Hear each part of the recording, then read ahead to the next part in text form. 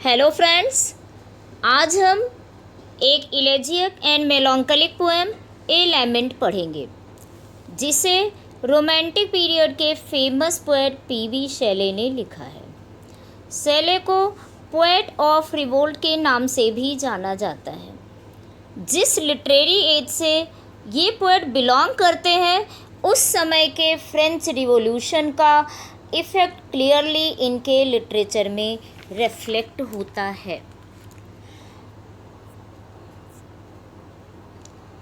इस पोएम को 1824 में शैले की वाइफ मिसेस शैले यानी मेरी शैली ने पोस्थमस पोएम्स में पब्लिश कराया था।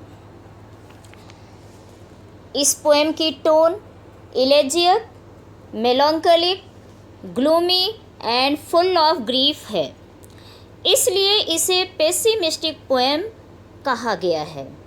ऐसा क्यों है? क्योंकि पोएट लाइफ के प्रेजेंट स्टेटस से परेशान है, हताश है। पोएट व्यथित है। ऐसा प्रतीत होता है कि वह लाइफ के लास्ट स्टेज पर है। पोएट ने इस पोएम को लेमेंटिंग टोन से शुरू किया है। जैसा कि इस पोएम का टाइटल है, आप देख रहे होंगे इस पोएम का टाइटल क्या है? A lament. Lament means cry, mourn. इस पोएम का टाइटल ही इलेजियक और मेलॉन्कलिक है। पोएम के राइट साइड देखिए, ग्लॉसरी दी गई है। ग्लॉसरी मीन्स वर्ड मीनिंग, तो इन मीनिंग्स को भी देखते रहना। पोएम शुरू करते हैं। फर्स्ट लाइन है, ओ वर्ल्ड, ओ लाइफ, ओ टाइम। पोएट ने इस लाइन में वर्ल्ड, लाइफ और टाइम को एड्रेस यानी संबोधित किया है कि हे संसार, हे लाइफ, हे समय, यानी हे संसार, हे जीवन, हे समय। सेकेंड लाइन है, on whose last steps I climb. On whose, जिसके लास्ट स्टेप्स, अंतिम चरण में, अंतिम स्टेयर्स पर मैं खड़ा हूँ। आई, मैं क्लाइंब, चढ़ रहा हूँ, यानी मैं खड़ा हूँ। तो जिसके अंतिम चरण में इस समय मैं पहुँच चुका हूँ। पोएट कहते हैं कि आज के समय में मैं लाइफ के अंतिम चरण में पहुंच चुका हूं।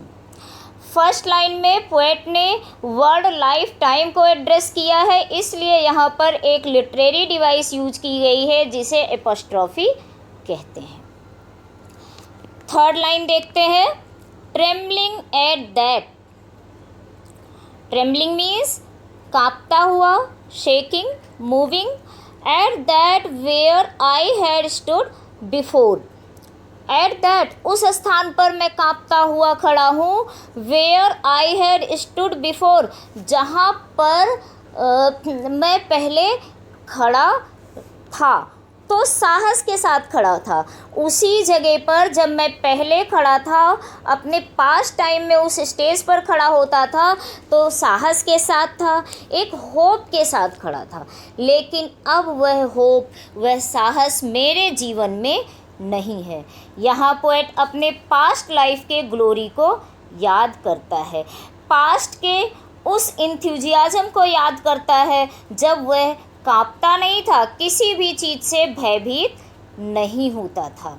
लाइन नंबर 4 है, When will return the glory of your prime? When will return, कब वापस मिलेगा? पोएट पूछता है कि उसे अपने पास्ट लाइफ की ग्लोरी यानी शान कब वापस मिलेगा। ऑफ योर प्राइम, कुछ क्रिटिक यहाँ योर वर्ड को इस योर वर्ड के लिए कहते हैं कि यह वर्ड इस बात को इंडिकेट करता है कि पोएट किसी और के सैडनेस को डिस्क्राइब किया है। यहाँ पर प्राइम मीन्स यूथ, युवावस्था। तो पोएट इस लाइन में यही कहते हैं कि वह पहले के समय के यानी अपनी युवावस्था की ग्लोरी को कब वापस प्राप्त करेगा। लास्ट लाइन, नो मोर, अब अधिक नहीं, अब नहीं। ओह अरे, नेवर मोर, अब और नहीं, अब कभी ये वापस नहीं मिलेगी।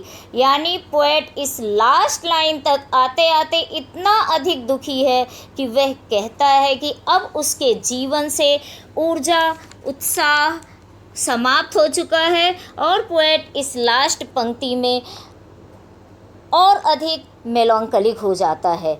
क्यों, ऐसा क्यों है?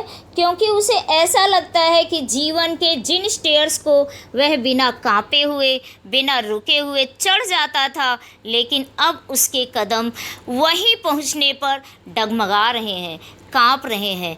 तो इस प्रकार से पोएट बहुत ही दुखी और अपने जीवन से डिसअपॉइंटेड है, निराश है।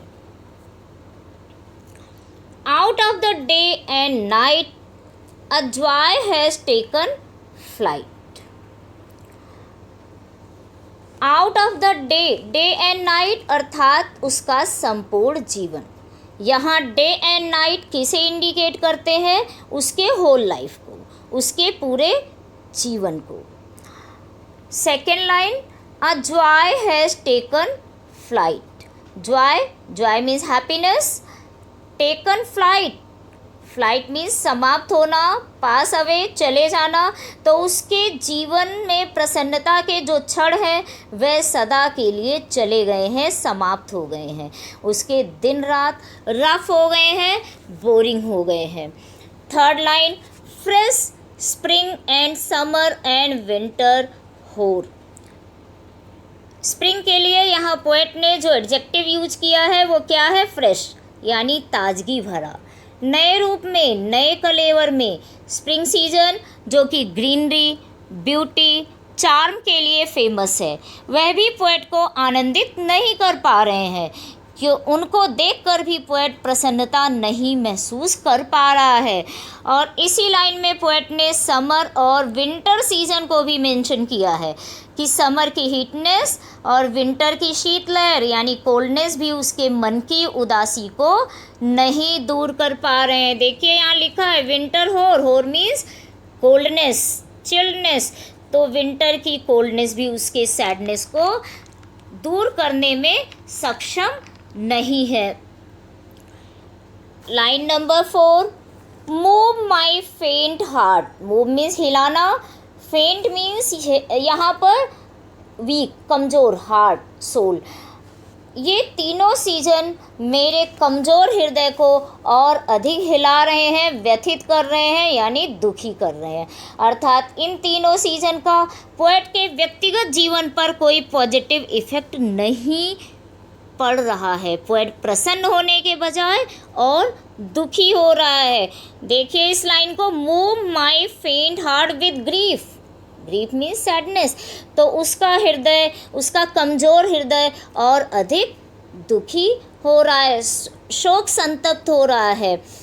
आगे पोएट कहता है कि बाहरी संसार में सब कुछ बदल रहा है। पोएट के अतिरिक्त ऐसा लगता है कि वह पोएट को देखकर ऐसा लगता है कि नेचर के परिवर्तन को वह महसूस नहीं करना चाहता है, क्योंकि पोएट के अतिरिक्त सब कुछ चेंज हो रहा है।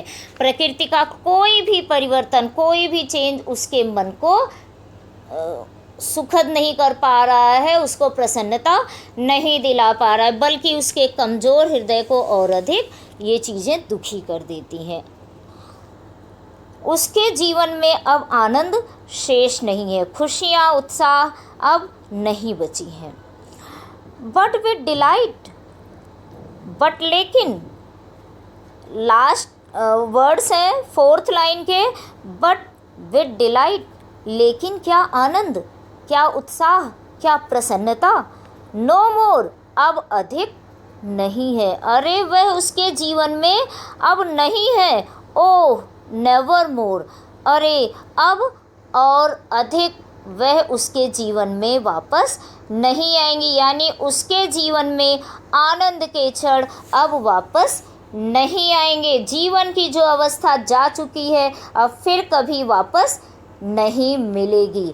यह पोएम मेलॉन्कलिक टोन में है और ऐसा कहा जाता है कि इस पोएम को लिखने के 1 ईयर के बाद ही पोएट की डेथ हो गई थी। राइमिंग स्कीम देखते हैं इस पोएम की। फर्स्ट, सेकेंड और फोर्थ लाइन के लास्ट वर्ड एक दूसरे से राइम कर रहे हैं, इसलिए फर्स्ट, सेकेंड और फोर्थ लाइन में ए और ए लिखा हुआ है, because they are rhyming with one एंदर।